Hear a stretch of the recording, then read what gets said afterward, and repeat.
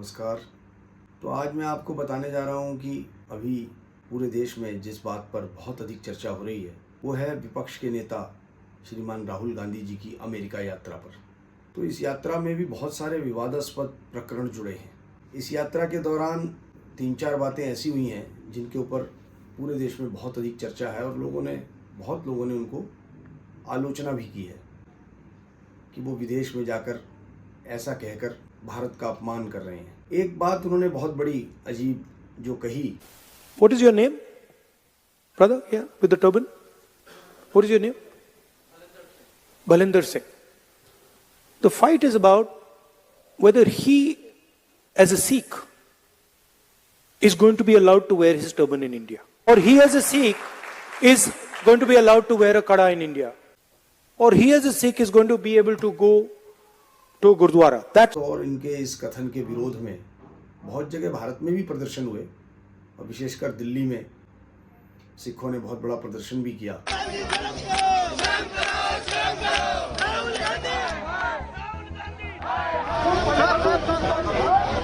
और बाद में उन्होंने इसको आगे बढ़ाते हुए अल्पसंख्यकों से भी जोड़ दिया, जबकि हम सब जानते हैं कि भारत में ऐसा कहीं कुछ भी नहीं है कि किसी भी सिख बंधु को कड़ा पहनने की इजाज़त ना हो या पगड़ी पहनने की इजाज़त ना हो या उसको गुरुद्वारे जाने की इजाज़त ना हो। ऐसा कहीं भी दिखाई नहीं देता। और यहाँ तक खबरें आ रही हैं कि स्वयं उनकी पार्टी के पंजाब में कई नेता उनकी इस बात से नाराज़ हैं, क्योंकि जिस प्रकार से सिख गुरुद्वारों में लंगर खाया जाता है, सभी समाज और वर्ग के लोग वहाँ उपस्थित रहते हैं और ऐसा कोई भी बात कहीं नज़र नहीं आती और ना ही भारत में कोई सिखों से भेदभाव नज़र आता है।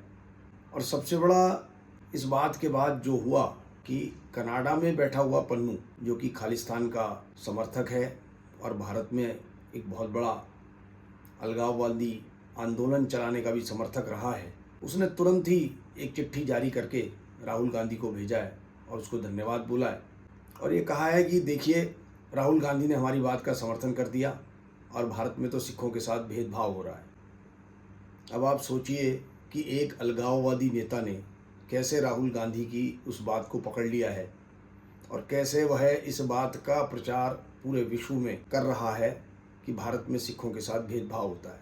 जबकि सच्चाई ये है कि आज भी पंजाब में जितना हिंदू और सिख एकता का भाव है, जो चाहे वो दिल्ली में हो चाहे देश के अन्य प्रांतों में भी हो, कहीं कोई ऐसा भेदभाव नहीं है। केवल विदेश में जाकर ये कहने से ही अलगाववादियों ने उनके इस कथन को पकड़ लिया है और पूरी दुनिया में इसका प्रचार कर रहे हैं। राहुल गांधी विपक्ष के नेता हैं और एक जिम्मेदार पद पर हैं। तो आशा की जाती है कि वो कोई भी ऐसा जब कथन किसी पूरे समुदाय के बारे में कहते हैं तो उनको बड़ा सोच समझकर विचार करके ये बात कहनी चाहिए कि जिससे अलगाववादी इसका लाभ ना उठाए। ऐसे ही उन्होंने एक और बात कही कि भारत में लोकतंत्र खतरे में है। वो पहले भी ये बात चुनाव से पहले बोलते रहे और लगातार संविधान के खतरे की भी बात करते रहे। यहाँ तक बोल गए कि अगर निष्पक्ष चुनाव होते तो फिर देश में इसकी स्थिति, कुछ चुनावों के जो परिणाम आए हैं उसकी स्थिति कुछ और होती। कि हमारे देश का जो चुनाव आयोग है कि पिछले 5 वर्षों में ही नहीं अनेक वर्षों से यह बात वो साबित कर चुका है कि वो कितना निष्पक्ष है। चाहे वो मशीन की बात हो, मशीन द्वारा वोटिंग की बात हो, किसी भी राज्य में बात हो, क्योंकि अनेक राज्यों में जब दोबारा कांग्रेस की सरकारें बनी, चाहे वो कर्नाटक हो चाहे वो हिमाचल हो, तो उससे साबित हुआ कि चुनाव तो निष्पक्ष ही होते हैं। ये बात और है कि जनता कभी किसी दल को पराजित करती है और कभी किसी को सत्ता में ले आती है। तो विदेश में बैठकर चुनाव प्रणाली पर प्रश्न चिन्ह लगाना और संवैधानिक संस्थाओं पर प्रश्न चिन्ह लगाना मेरे विचार से ये उचित नहीं है। इस बारे में बात करते समय भी सावधानी बरतनी चाहिए। एक और घटनाक्रम और एक और उन्होंने जो बात जिसको लोगों ने बहुत अधिक आलोचना की है जिस बात की, वो ये है ही कि उन्होंने इल्हान उमर से वहाँ पर मुलाकात की। इल्हान उमर अमेरिका की सांसद हैं और वो लगातार भारत विरोध की बात करती रही हैं। और इल्हान उमर वो नेता हैं जो प्रत्यक्ष या अप्रत्यक्ष रूप से मुस्लिम ब्रदरहुड को भी समर्थन देती रही हैं। और तो और भारत के दुश्मन देश पाकिस्तान में पीओके की यात्रा करके भी उन्होंने भारत को एक गलत संदेश दिया था। तो एक जिम्मेदार पद पर रहते हुए राहुल गांधी को ऐसे विवादास्पद नेता से बचना चाहिए था जो भारत विरोधी बयान भी देता है और भारत विरोधी कार्यों में भी लिप्त है। इंटरव्यू में एक बात उन्होंने और कही कि भारत में बेरोजगारी की दर बहुत अधिक है।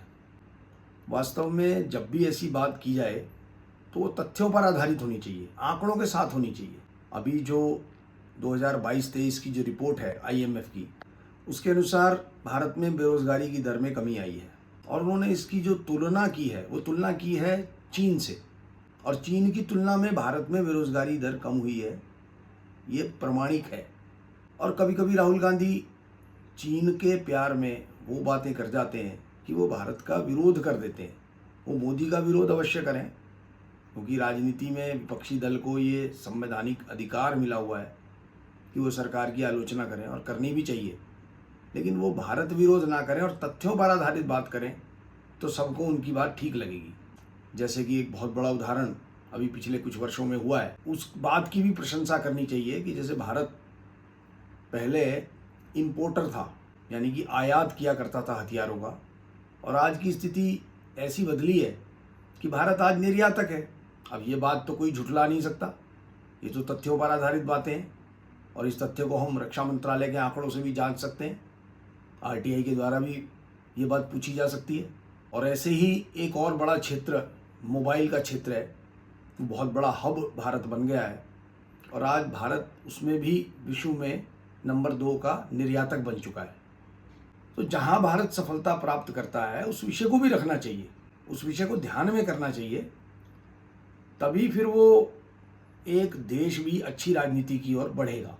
और इसके साथ साथ अन्य जो विपक्षी दलों के नेता हैं जिन्होंने अभी 2-3 बार ऐसा बोला, बांग्लादेश का जब घटनाक्रम हुआ तो उन्होंने कहा कि भारत में भी ऐसी ही स्थिति उत्पन्न हो सकती है, तो इस बात को हल्के में नहीं लेना चाहिए।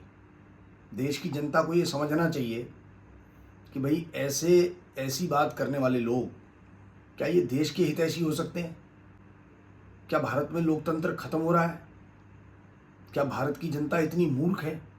कई बार जब मैं ऐसी राजनीति को देखता हूँ तो मुझे लगता है कि इसमें जो कसूर है वो इन नेताओं का नहीं है। हम चाहे किसी भी दल को सपोर्ट करते हों और किसी भी दल का विरोध करते हों, लेकिन एक बात सबके मन में रहनी चाहिए कि राष्ट्र प्रथम है। अब बांग्लादेश की स्थिति भारत में क्यों उत्पन्न होगी? भारत में तो लोकतंत्र है, निष्पक्ष चुनाव हो रहे हैं, देश की जनता वोट द्वारा सरकार चुनती है, और ऐसी स्थिति में जनता का कर्तव्य क्या है?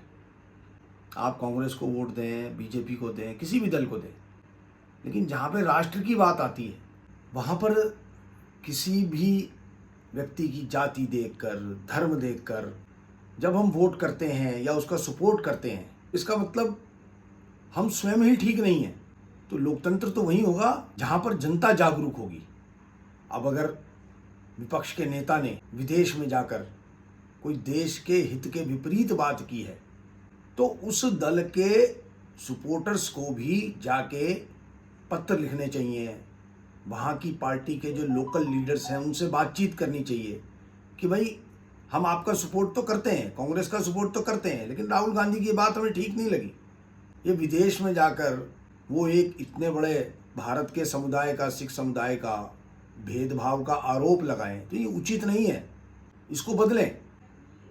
इस देश के लोगों को जागरूक होना पड़ेगा, मतदाता को समझदार होना पड़ेगा कि हम सपोर्ट तो करें लेकिन जाति, धर्म, प्रांत इन विषयों पर ना बटें।